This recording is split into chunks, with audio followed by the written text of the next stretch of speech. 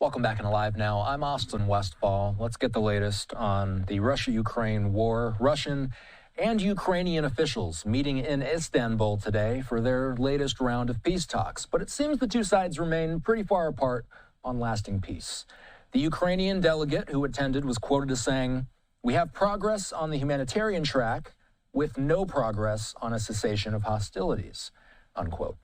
The two sides discussed prisoner swaps today, and the Ukrainian side is pushing for a face-to-face meeting between Zelenskyy and Putin. John Hardie is the deputy director of the Russia program at the Foundation for the Defense of Democracies. He's here. Is a face-to-face meeting on the table, John? Not anytime soon. I think the quote you just read there described the outcome of today's talks pretty well. Some additional humanitarian exchanges, but really no movement on the core issues, certainly no movement toward resolving the war or even a temporary ceasefire. I think as much as the Ukrainians are pushing for a leader-to-leader meeting, the Russian position is still that they're going to push for their hardline demands to be met before they assent to that meeting. So Putin has not agreed to meet Zelenskyy face-to-face throughout the course of this war. He has had the opportunity to do it before, though. Would accepting a face-to-face meeting imply that the Kremlin is ready for a truce? Would they agree to such a thing if they weren't ready to end it? Well, I think Putin in general is resistant to meeting with Zelenskyy. He doesn't see Zelenskyy as sort of on his level.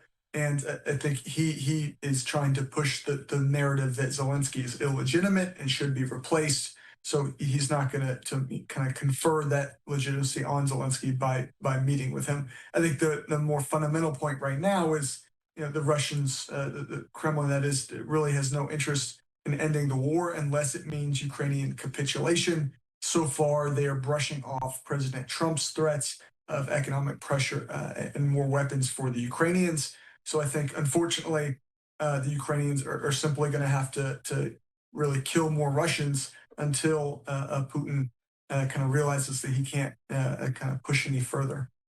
So we've heard as Ukrainian and Western officials have accused the Kremlin of stalling these peace talks in order for its army to capture more land in Ukraine.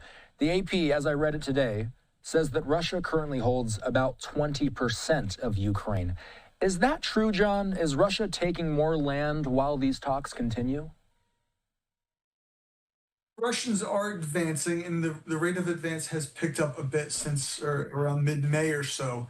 But that's from a very low basis. These are really incremental gains, maybe somewhere around 18 to 20 kilometers per day. I mean, in total, since October 2023, during that time period, the Russians have had the strategic initiative. They've only gained a kind of square kilometers amounting to the size of the state of Vermont, roughly that. So it's really incremental, and certainly the costs they've endured to achieve those gains are really way incommensurate with what they've achieved.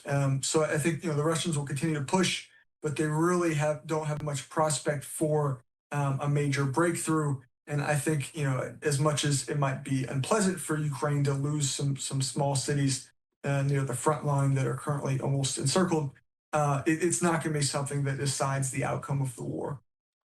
How significant is the POW piece of this? It seems that both sides are open to discussing prisoner swaps, at least.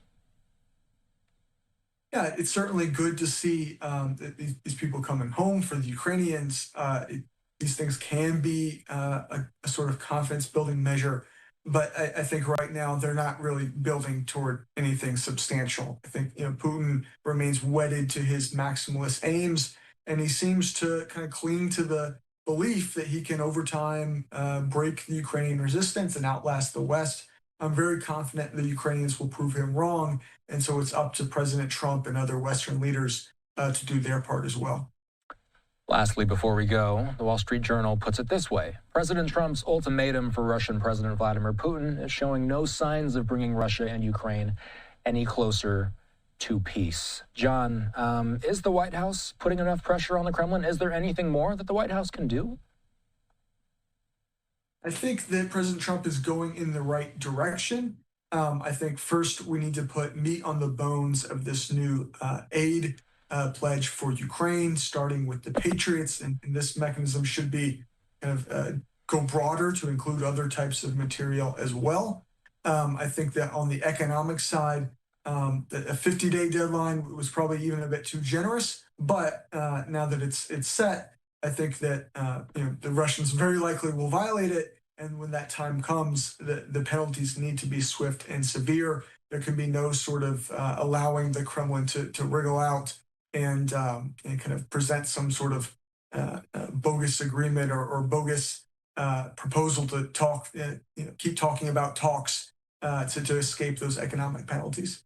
John Hardie is the Deputy Director of the Russia Program at the Foundation for the Defense of Democracies. Thanks for staying up late with us. See you soon.